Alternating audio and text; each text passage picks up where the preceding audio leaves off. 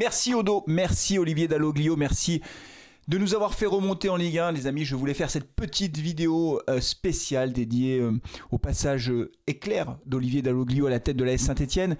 La séparation a été actée officiellement. Alors, il avait été démis de ses fonctions samedi matin, mais c'est le 17 décembre que le communiqué commun est tombé. Le club et Olivier Dalloglio et son adjoint Grégory Pérez se sont mis d'accord, j'imagine par l'intermédiaire d'avocats, sur les modalités de la séparation. Et donc, ils ont publié un communiqué commun qui est plutôt, je veux dire, à la hauteur finalement, à la fois avec une prise de parole officielle de Gazidis par écrit où il remercie Olivier Dalloglio pour le travail effectué à la tête de l'AS Saint-Etienne. Et Olivier Dalloglio aussi qui de façon très classe a accepté d'être cité dans cette déclaration, si je puis dire, et il remercie évidemment les supporters stéphanois. Et moi, à titre personnel, je voulais juste faire cette courte vidéo pour vous dire et pour lui dire, même si encore une fois j'ai peu de doute sur le fait qu'il ne regardera pas cette vidéo, mais en tout cas pour dire merci à Olivier Dalloglio parce que c'est grâce à lui qu'on est remonté en Ligue 1. Il ne faut pas l'oublier, quand il est arrivé à la tête de l'AS Saint-Etienne en décembre 2023, nous étions en difficulté au classement dans le championnat. C'est pour ça que Laurent Batlos avait été démis de ses fonctions à cette époque. Et qu'Olivier Dalloglio a réussi finalement à nous faire remonter dans un temps record en l'espace de 6 mois, c'est juste incroyable. Et alors que personne ne misait sur une montée de la SS quand il arrive, hein, souvenez-vous, même on se demandait si on n'allait pas descendre en national. Enfin, la saison était vraiment très difficile, la première moitié de saison. Et finalement, petit à petit, Olivier Dalloglio a réussi à remettre l'équipe dans le sens de la marche. Alors c'est vrai que les arrivées de Mboukou et de Cardona ont beaucoup joué, si je puis dire, dans cette remontée. Et notamment Cardona qui est venu parce qu'il connaissait Olivier Dalloglio. C'est aussi grâce à Olivier Dalloglio que Cardona est venu. Et c'est grâce à Cardona aussi qu'on est monté parce qu'il a été décisif, notamment face à Bordeaux. On s'en souvient tous de ce match incroyable à Geoffroy Guichard.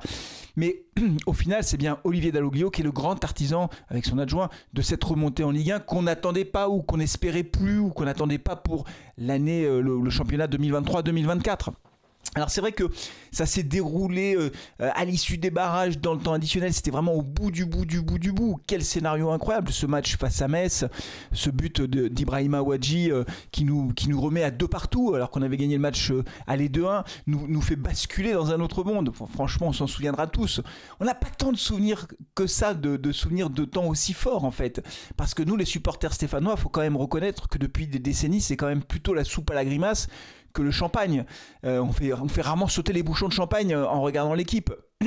On a eu la Coupe de la Ligue, et puis là on a la remontée, et donc on a eu les Coupes d'Europe quand même entre temps, mais c'est vrai que cette remontée, ce scénario complètement dingue, nous a vraiment rendu fous de joie, et donc tout ça c'est grâce à Olivier Dalloglio. Donc merci à lui, j'espère vraiment qu'il trouvera un autre challenge pour pouvoir poursuivre sa carrière d'entraîneur. J'ai pas de doute sur le fait que tôt ou tard il y a un club qui va le solliciter, parce que je pense que dans l'état d'esprit c'est quelqu'un de bien. Il avait commis quelques maladresses de communication, mais encore une fois, non, moi je le chambrais aussi un peu, mais encore une fois c'était parce qu'il était sous la pression des mauvais résultats, et que quand vous êtes en conférence de presse, quand on vous pose des questions sur vos choix tactiques et tout ça, ça vous agace et ça vous amène à commettre quelques maladresses. Et donc on retiendra pas ça d'Olivier Dalloglio, on retiendra la montée en Ligue 1, on retiendra le fait que c'est un entraîneur qui, je trouve, a une certaine prestance aussi. Ça veut pas dire qu'il a tout bien fait, ça veut pas dire qu'il n'y a pas des fois où ça me rendait dingue, certains choix tactiques, certaines décisions, etc. Mais il nous a fait remonter en 6 mois, et ça franchement ça restera dans l'histoire du club, donc merci à lui. Ce qui est très étonnant, c'est que en fait dans les explications données par le club, qui ont été relayées par le Dauphiné Libéré, par aussi l'équipe, etc., donc c'est des sources sûres, faut pas croire que les journalistes ils inventent des histoires. Quand ils écrivent des choses, c'est qu'ils ont des informations données par le club, l'intérieur du club, les présidents, coprésidents, enfin bref, ils ont des relais au sein du club qui leur donnent les informations. Et ce qui est étonnant dans l'explication qui a été fournie pour le limogeage d'Odo, en quelque sorte, par les nouveaux propriétaires, c'était pas tellement les mauvais résultats, mais plutôt le style de jeu, je cite, et aussi le fait que les jeunes ne jouaient pas assez, ou les jeunes ne progressaient pas assez. Et ça, franchement, c'est très étrange. Je le dis sans volonté de polémiquer, parce que autant le limogeage d'Odo, et on en a parlé avec les copains dans Carton Rouge le Mag, et je l'avais même dit quand j'ai appris la nouvelle de son limogeage le samedi, elle paraissait un peu inéluctable, parce qu'on savait bien que Kilmer avait gardé Odo dans la foulée de la montée, mais que parce que son contrat s'activait, parce qu'il y avait l'euphorie de la montée, mais qu'il n'était pas vraiment le plan initial de Kilmer. et que si les résultats sont pas bons, bah tu sais très bien que tôt ou tard c'est l'entraîneur qui saute, et que c'est vrai à Saint-Etienne, mais c'est vrai dans tous les clubs, et que quand tu es quasiment relégable après 15 journées, bah cet entraîneur mettait en danger.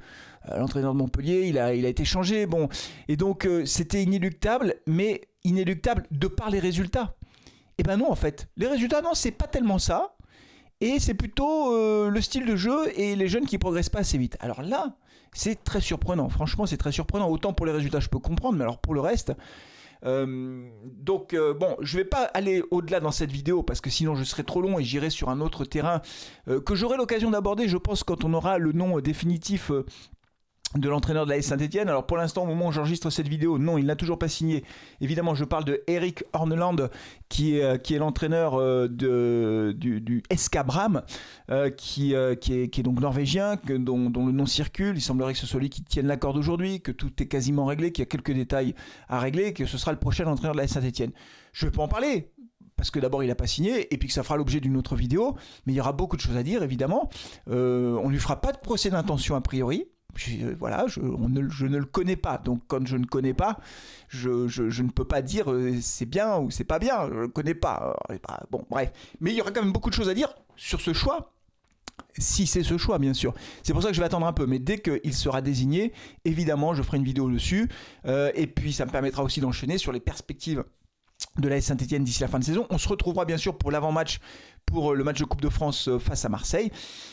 Mais voilà, c'était tout. C'était merci Odo. Merci pour tout ce que tu as fait. Merci de nous avoir fait remonter en Ligue 1. Merci d'avoir gagné ce barrage face à Metz. On ne l'oubliera pas. Voilà, c'est tout. C'est tout, les amis.